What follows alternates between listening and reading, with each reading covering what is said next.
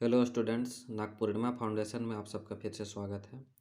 पिछली कक्षा में हमने रासायनिक अभिक्रिया और समीकरण इस चैप्टर के बारे में चर्चा की थी। उसमें हमने पढ़ा था रासायनिक अभिक्रिया क्या होती है, उसके कुछ एग्जाम्पल्स, उसके कुछ प्रभाव और रासायनिक अभिक्रियाओं के प्रकार। उसमें हमने 3 टाइप के रासायनिक अभिक्रियाओं के प्रकार के बारे में जाना था, जिसमें संयोजन अभिक्रिया, वियोजन अभिक्रिया और विस्थापन अभिक्रिया के बारे में हमने जाना था।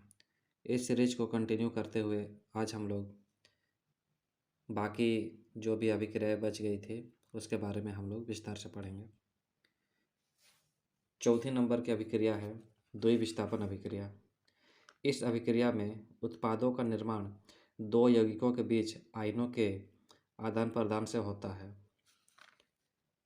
यानी कि इस अभिक्रिया में आयन्स एक दूसरे का स्थान आपस में बदल लेते हैं। सबसे पहले ये जानते हैं कि आयन्स क्या होते हैं। जैसे यहाँ सोडियम है, सोडियम से हमारा सोडियम आयन बनता है। हम लोग जानते हैं कि सोडियम का इलेक्ट्रॉनिक्स विन्यास 2, 8 और 1 होता है, यानी कि 1 सबसे बाहरी कक्षा में मौजूद इलेक्ट्रॉन्स है। उसी प्रकार क्लोरीन 2, 8 और 7 है, और 7 क्लोरीन के सबसे बाहरी कक्षा में उपस्थित इलेक्ट्रॉन्स है। और हम ये भी जानते हैं कि हमारा पहला कक्षा में 2, दूसरे में 8 और तीसरे में भी यदि 8 हो तो वो तत्व स्टेबल हो जाती है, यानी वो स्थिर हो जाती है। तो हर तत्व स्थिर होना चाहता है और इसीलिए वो अपने बाहर में मौजूद इलेक्ट्रॉन्स को, यदि वो ज़्यादा है तो वो किसी को दे देता है या कम है तो किसी से ले सकता है। तो यहाँ सोडियम के केस में 1 इलेक्ट्रॉन्स उसके तीसरे कक्षा में मौजूद है, लेकिन तीसरे कक्षा में 8 इलेक्ट्रॉन्स होना चाहिए।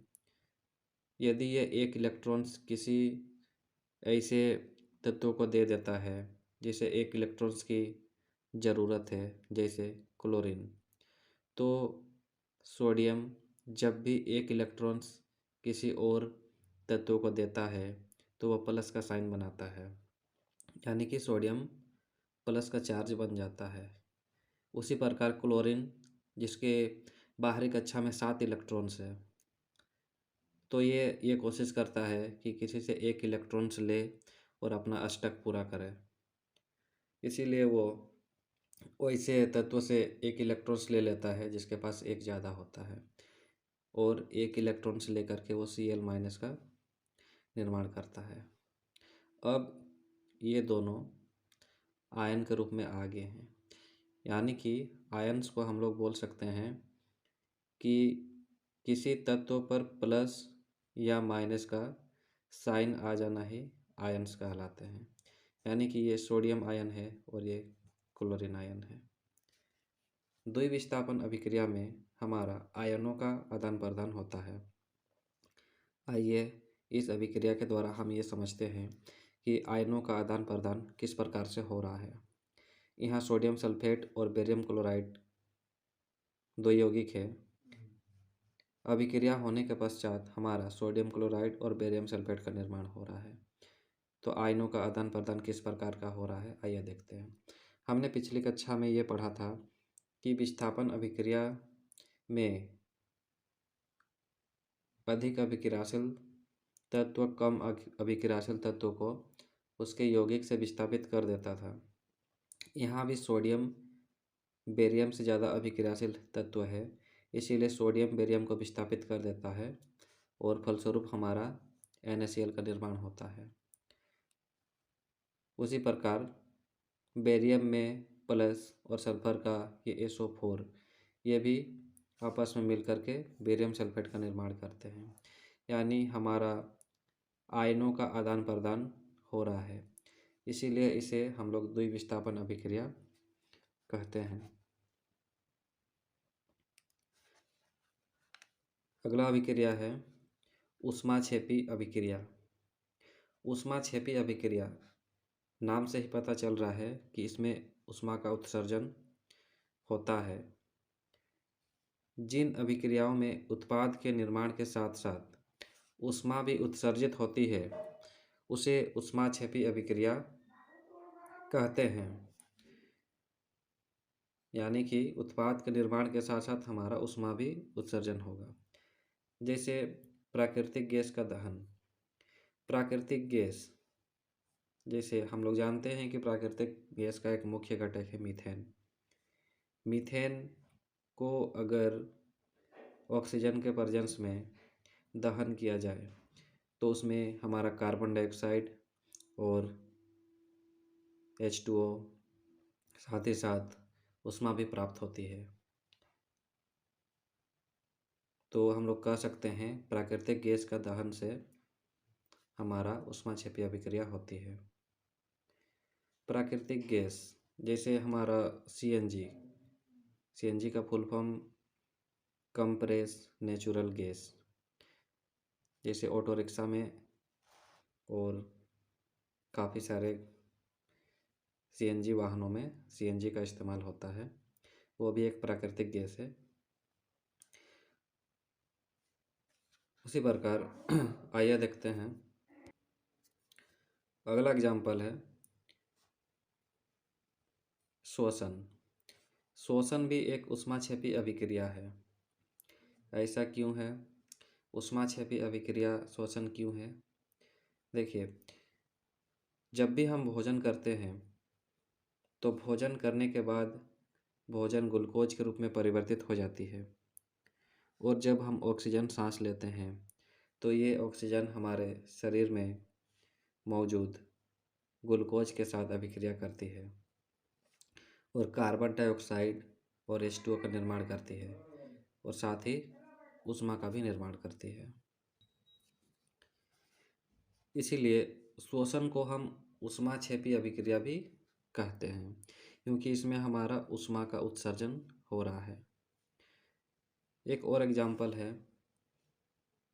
कैल्शियम ऑक्साइड और H2O यानी कि पानी। कैल्शियम ऑक्साइड को जब पानी के साथ यानी कि पानी में जब इसे घोला जाता है तो हमें कैल्शियम हाइड्रोक्साइड और साथ ही साथ ऊष्मा भी प्राप्त होती है। ये सारी अभिक्रियाएं ऊष्माक्षेपी अभिक्रिया का उदाहरण है। हमारी अगली अभिक्रिया है ऊष्मा शोषी अभिक्रिया। इसे हम ऊष्माक्षेपी अभिक्रिया के विपरीत भी कह सकते हैं क्योंकि ऊष्माक्षेपी अभिक्रिया में ऊष्मा का उत्सर्जन होता था, परंतु ऊष्मा शोषी अभिक्रिया में ऊष्मा का उत्सर्जन ना हो करके ऊष्मा का ज़रूरत होता है। जैसे कैल्शियम कार्बोनेट। कैल्शियम कार्बोनेट एक यौगिक है। इसे अगर ऊष्मा दिया जाए तो ये कैल्शियम ऑक्साइड और कार्बन डाइऑक्साइड के रूप में परिवर्तित हो जाती है।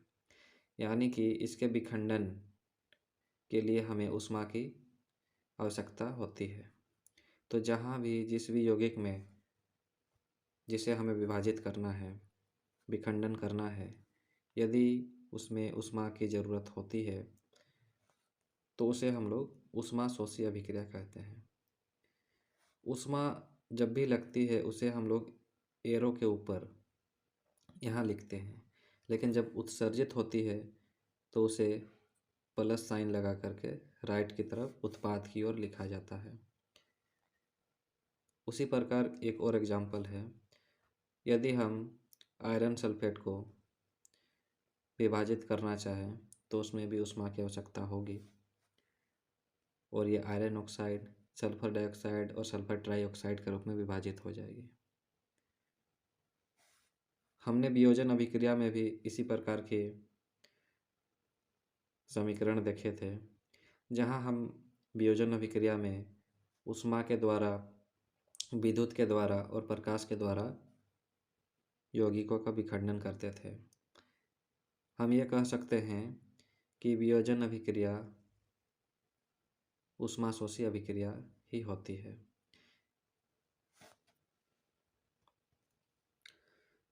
सातवां नंबर की अभिक्रिया है उपचयन अभिक्रिया।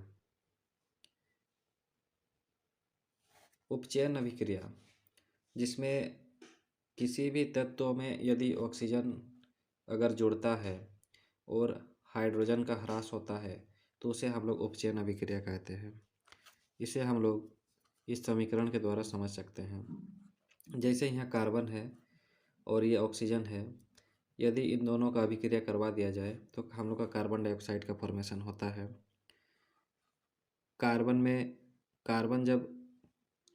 कार्बन और ऑक्सीजन जब अभिक्रिया ना किए हों तब कार्बन के साथ ऑक्सीजन अभी नहीं जुड़ा है। उत्पाद के रूप में जब फॉर्मेशन होता है तब उसके साथ ऑक्सीजन जुड़ा हुआ है, यानी कि जब उत्पाद बनता है तो कार्बन का उपचयन हो जाता है, यानी कि ऑक्सीजन जुड़ जाता है। इसी प्रकार कॉपर और ऑक्सीजन का अभिक्रिया करवाते हैं तो हमें कॉपर ऑक्साइड का निर्माण होता है, यानी कि ऑक्सीजन कॉपर के साथ जुड़ जाता है। और हम लोग ये जानते हैं कि ऑक्सीजन का जुड़ना हमारा उपचयन अभिक्रिया होती है।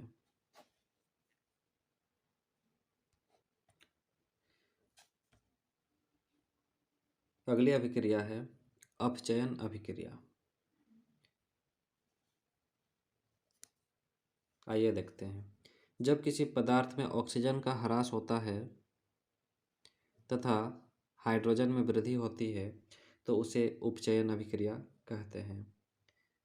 हम बोल सकते हैं कि ये जस्ट उपचयन अभिक्रिया का विपरीत है। अपचयन अभिक्रिया के लिए हम लोग इस समीकरण के द्वारा आइए समझते हैं। कॉपर ऑक्साइड को यदि हाइड्रोजन गैस के साथ अभिक्रिया करवा दिया जाए तो हमें कॉपर और H2O प्राप्त होती है। हम यहाँ ये देखते हैं कि जब कॉपर ऑक्साइड के साथ हमारा यहाँ ऑक्सीजन जुड़ा हुआ है, परंतु अभिक्रिया के बाद यहाँ ऑक्सीजन का ह्रास हो रहा है। हम बोल सकते हैं कि कॉपर का अपचयन हो रहा है। साथ ही साथ हम ये भी देख रहे हैं कि हाइड्रोजन अभिक्रिया से पहले इसके साथ ऑक्सीजन नहीं जुड़ा है, लेकिन जैसे ही अभिक्रिया हो जाती है हाइड्रोजन के साथ ऑक्सीजन जुड़ रहा है। हम बोल सकते हैं कि यहाँ हाइड्रोजन का उपचयन हो रहा है। इस अभिक्रिया में हमें उपचयन और अपचयन साथ साथ देखने को मिल रही है। जिस भी अभिक्रिया में उपचयन और अपचयन एक साथ होते हैं उसे हम लोग रेडॉक्स अभिक्रिया कहते हैं।